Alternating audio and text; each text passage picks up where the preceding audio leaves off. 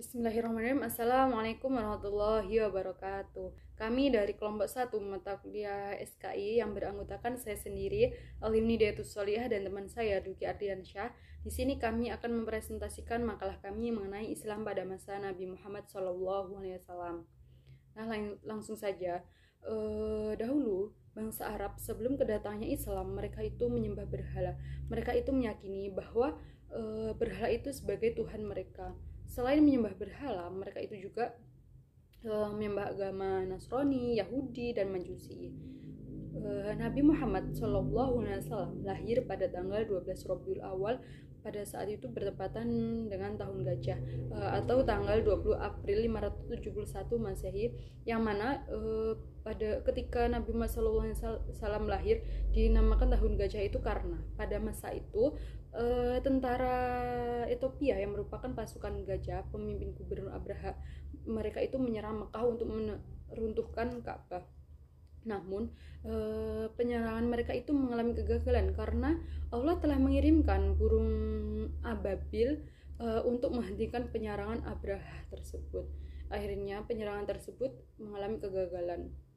Nabi Muhammad SAW lahir dari keluarga miskin, akan tapi keluarga beliau itu sangat dihormati dan disegani oleh masyarakat beliau. Beliau ditinggalkan ayahnya sebelum beliau itu lahir, dan ibunya itu telah wafat ketika beliau itu masih usia 6 tahun. Setelah ibunya wafat, beliau diasuh oleh kakeknya dan pamannya, yaitu Abdul Muthalib dan Abu Thalib.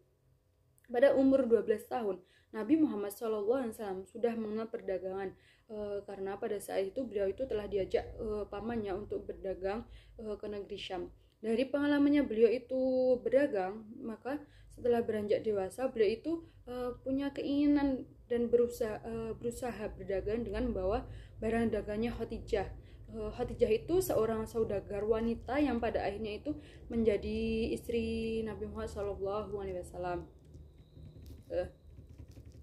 Sejarah peradaban Islam di masa Nabi Muhammad SAW banyak melewati rintangan-rintangan dan penganiayaan di luar batas manusia.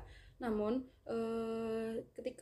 demikian orang Muslim itu selalu bersabar dan istiqomah di jalan Allah Subhanahu Wa Taala. Begitu pula dengan Nabi Muhammad SAW selalu bersabar, istiqomah dalam menyiarkan agama Islam dari periode Mekah hingga ke periode Madinah. Nabi Muhammad itu selalu sabar dan istiqomah.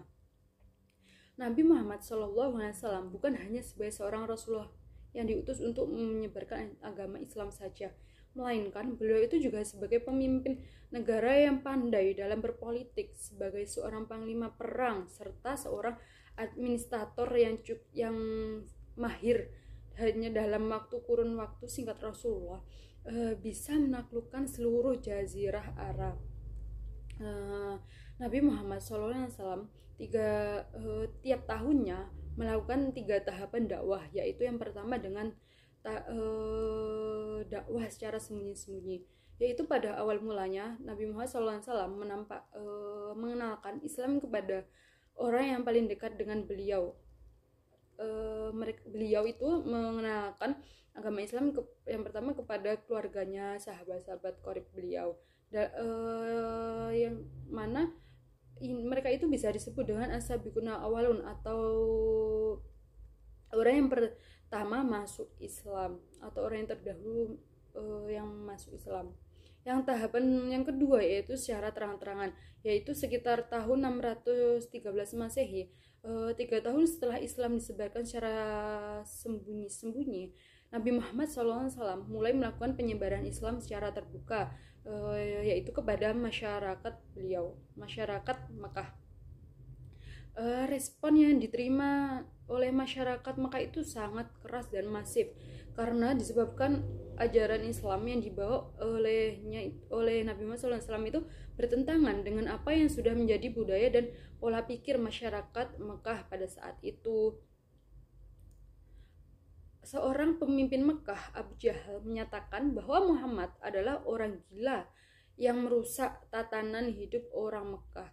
Akibat penolakan keras yang datang dari masyarakat jahiliyah di Makkah dan kekuasaan yang dimiliki oleh para pemimpin Quraisy yang menentangnya, Nabi Muhammad SAW dan banyak pemeluk Islam awal disiksa, dianiaya, dihina, disingkirkan, dan bahkan dikucilkan dari pergaulan masyarakat Makkah. Dari demi hari ke hari, penyiksaan dan tekanan yang dilanjang orang-orang Quraisy semakin menjadi-jadi, hingga Nabi Muhammad SAW itu menyuruh kaumnya untuk hijrah dan berdakwah ke luar Mekah. Tahapan yang terakhir yaitu dengan tahapan dakwah di luar Mekah, yaitu karena keadaan semakin mendesak, tekanan di sana sini terhadap pengikut Nabi Muhammad SAW. Nabi Muhammad SAW memerintahkan agar kaumnya itu hijrah dan berdakwah Islam ke Habasyah. Pada saat itu bulan Rajab, tahun kelima dari nubuah, sekelompok sahabat hijrah yang pertama kali ke Habasyah, terdiri dari 12 orang laki-laki dan 4 orang wanita. Pada saat itu yang pemimpinnya itu Utsman bin Affan. Karena siksaan dan penindasan yang ditimpakan orang-orang Quraisy semakin menjadi-jadi kepada Nabi Muhammad SAW, Nabi Muhammad SAW tidak melihat cara lain kecuali memerintahkan mereka untuk hijrah untuk kedua kalinya. Ketika itu hijrah berjumlah 83 orang laki-laki dan 18 wanita.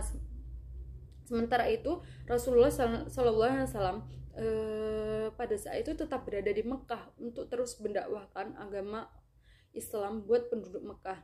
Dalam beberapa kurun waktu sampailah Islam ke penjuru Jazirah Arab hingga ke Madinah.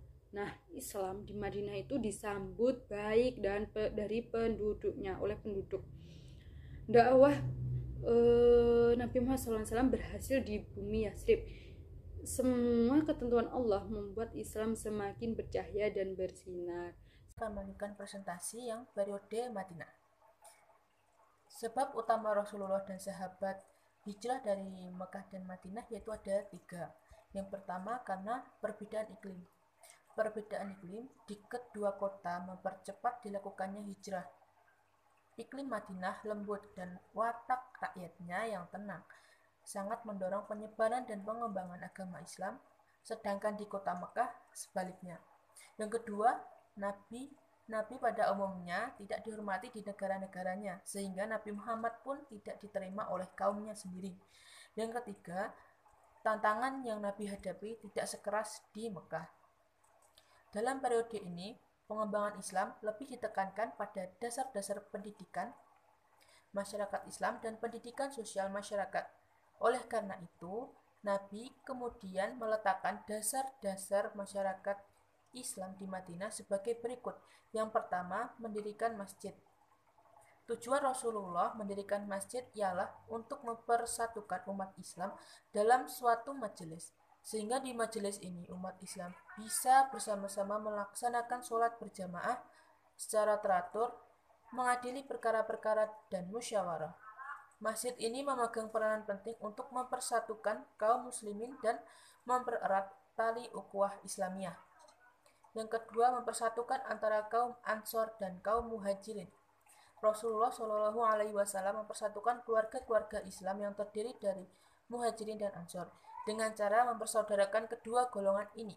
Rasulullah Shallallahu Alaihi Wasallam telah menciptakan suatu pertalian yang berdasarkan agama pengganti persaudaraan yang berdasar kesukuan seperti sebelumnya.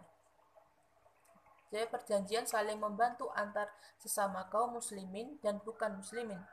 Nabi Muhammad SAW hendak menciptakan toleransi antar golongan yang ada di Madinah.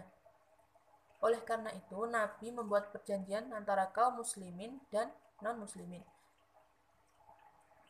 Menurut Ibnu Hisham, isi perjanjian tersebut antara lain sebagai berikut. Yang pertama, pengakuan atas hak pribadi, keagamaan dan politik. Yang kedua, kebebasan beragama terjamin untuk semua umat. Yang ketiga adalah kewajiban penduduk Madinah, baik muslimin maupun non-muslimin, dalam hal moral maupun material.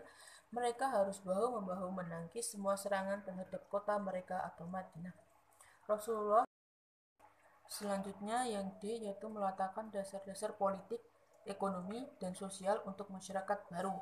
Ketika masyarakat Islam terbentuk, maka diperlukan dasar-dasar yang kuat bagi masyarakat yang baru terbentuk tersebut.